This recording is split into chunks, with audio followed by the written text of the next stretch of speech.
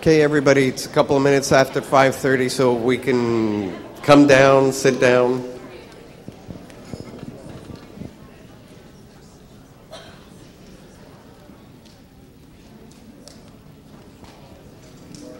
You can come all the way down. Oh, down a little bit. Test. That's better. Thank you. Okay, I want to welcome you all. My name is Dr. Colley. I'm the superintendent of schools, and this is a superintendent's coffee without the coffee. I figure at this time of the night you don't want coffee. At least I know I can't handle it. I'd be up all night. I wanted to bring you all in to try to give you an idea of where we are, why we're here, what's going on with the middle school, at least some ideas of where we may go. And just so you know, we're in the process. We don't have all the answers yet, and we probably won't for a little while longer. But I figured rather than wait until we had all the answers, we'd take you step by step through the process and what we're doing. So the first thing I want you to pay attention to is up here. Our website usually have tons of information. I've just added a couple of things to it. You're going to see in the front where we have this part here where we're going to put announcements. If you look underneath it, there's a link to more information. So as we get the information, we'll post it up here, because just looking around the room, there's about 100 and 200 people, and if each one of you were to call me and ask me the same question, I wouldn't be able to do anything else other than answer the phone. So I'm going to try to put as much information up there, so don't be upset if the first answer you get is, did you look on the website? Okay. It's also buried in a few other places. We have middle school update here on the side, so you'll have updates that have some information. As we get it, we'll start posting it and putting links to other pages. You have my letter from the 20th. It's also under school committee. It's also under the middle school website. It's under my page and the superintendent. So if you see it, and this page is a little further down. Where's my middle school updates? So you can get to it many different ways. Don't be afraid of the website. Okay. Will all these links have the same information? Do we just have to go to they all have the same information, but I know people go to different pages looking for different information. Like sometimes they just want to know what information I put up there on my page. Sometimes people go to the school website directly. Sometimes they go and want to know what the school committee is doing. So they're all linked together. It's one thing. So I'll take you to that one. That's the first thing. Second thing is I just wanted you to have some of the information that we're working off of, some of the things we have been doing to try to figure out what to do. When we first started with the green projects, we tried to get the MSBA, Massachusetts School Building Authority, to help us out to do some updates on our buildings. The high school is going to get a new roof, hopefully a few windows. Macomber School is going to get a roof, and the middle school was going to have all its windows replaced. And as part of that work, before we even did anything, the first thing we did is, as part of the design, is let's go look at what is. What are the conditions in the buildings right now before we go to the MSBA and tell them, here's the design, here's how much it's going to cost, all of that. So as part of that process, one of the things we look at is we test the materials. In many cases, we worry about things like asbestos. Tends to be a more familiar toxic substance that has ended up in buildings through different types of construction. So we test for those things. And lately, the concern has been that some buildings have come up with PCBs. They're a suspected carcinogen. It's regulated by the EPA. So when we found it in the caulking around the windows, we began to say, oops, we have a different kind of project now. Now that we found it, the EPA requires us to figure out what are we going to do with it. In other words, you find it, you can't ignore it. We were going to change the windows. If we were going to change the windows, you didn't want to disturb materials that contain toxics, so we went through the process of letting everybody know that we have PCBs. And then it was, okay, we have PCBs, how much and where has it gone? Because sometimes it migrates from where it is. So the second stage was we took a look, and if you've been by the middle school, it's a brick and cement building, and around every opening, whether it be a door or a window, you have metal that encases the window, and then the metal goes up against brick or cement, and they put a bead of caulk all the way around it. That material has PCBs in it. The next test we did was to test whether it had migrated into the material next to it, the brick and the cement. We found that it had, a little bit into the brick, into the cement. So we started thinking, we may have to take that out eventually if we take out the windows. So we said, okay, we know it's in the windows, we know it's in the brick, we know it's in the cement. Has it gone anywhere else? We tested the soil outside some of the windows. Some of the soil samples have it. Not too deep into the soil, but there's some there that we'll have to take care of. Then we tested inside the windows, and we found it on the windowsills. And then we said, time out.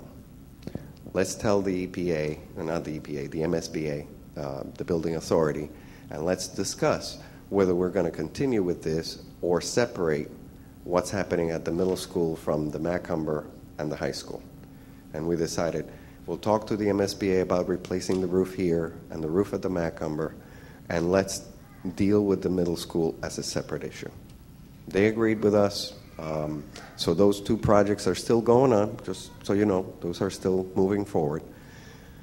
But with the middle school, we decided, okay, that was just about when the students were going out the door, and we decided, now let's test to see if it's gone beyond just the windowsill, where the windows are. And we tested further into the building, like away from the windows, surface areas that may collect some dust, and we tested the air. And it came up in the air above the thresholds that the EPA says are safe for long-term exposure. So at that point, we said, now we really have to worry about what we're going to do, because number one, if it's in the air or it's away from the windows, there may be other sources. So we went on a hunt.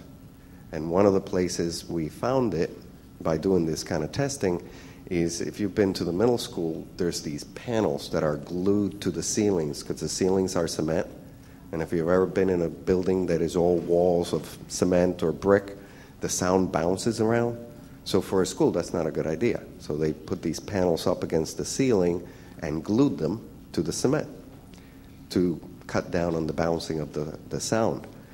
The glue apparently now has it as well. So now we found that it's in just about every area of the building that has those panels, and it's in the windows. We then sat around and said, okay, it's going to be an issue because we don't want to put kids in the school if we have those elevated levels within the air samples. And it's not every room. We tested, I think, 16 rooms. But there were quite a few that had elevated levels.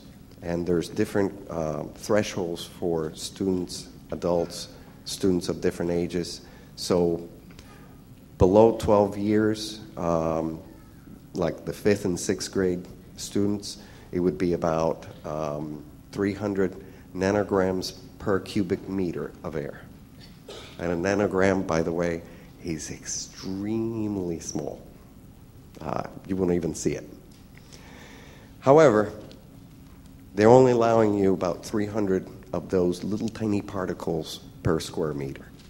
And we have some rooms hitting 500 and some up, all the way up to 900. So what we said is, okay, how do we deal with this? Because we don't want to put the students back in there. We are trying to use 3 companies for the time being. We have Pink & Company, who originally were managing the projects for the green projects to help us figure out what we needed to do, interact with the EPA, help us move forward. Fuss & O'Neill Company. Fuss has the environmental science expertise. So if I goof up, that's why they're here, so that they can correct me. Or if I have a question or you have a question that I can't answer, they can do that. But they're the ones that come in and do the testing and, do the scrapings and do the wipe tests and send them off to the lab, and a few days later they come back. And then we have Triumvirate, which you may have seen in other situations, that are a big, big company that does industrial cleaning and has all the materials and all the expertise on, how do you clean places that have these materials in them.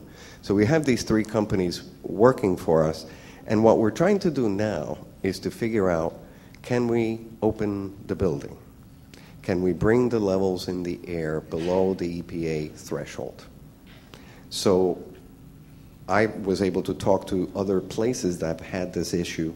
Lexington Schools had a school that they had to deal with this same kind of thing. It was in the windows, and they were able to open successfully, but they had to work with the EPA to put together a plan, and they had to work with their companies that they use, similar to the ones we're using, to clean and to ventilate the air so that those levels would come down to below where the EPA says they should be.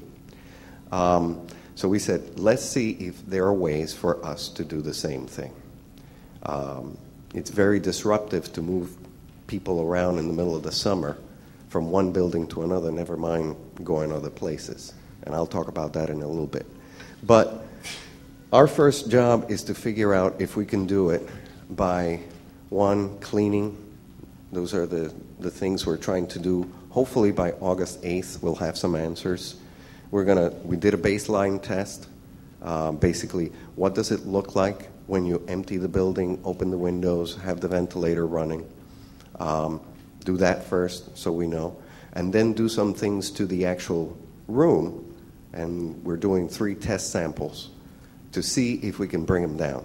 If we can figure out how to do that, then we can say, we know how to lower the levels in the room below the EPA thresholds, and now we can go and replicate that room by room, place by place throughout the building.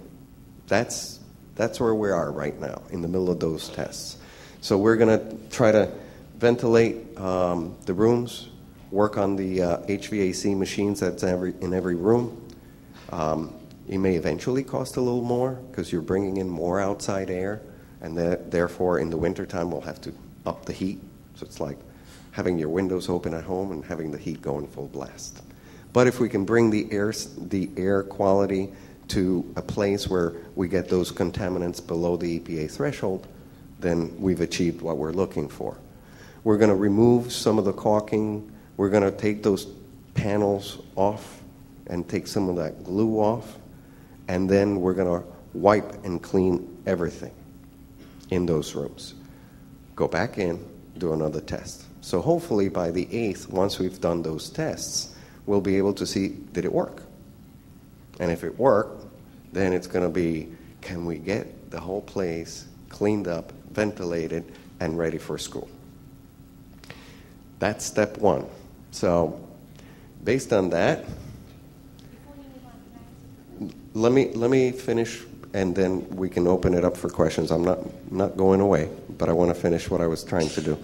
So basically, on the 8th, based on what we do, and if the tests come back, depending on what they tell us, school committee will sit down. We'll try to figure out where do we go from here. So we'll be probably having to clean all the rooms if it's okay, if the protocols work.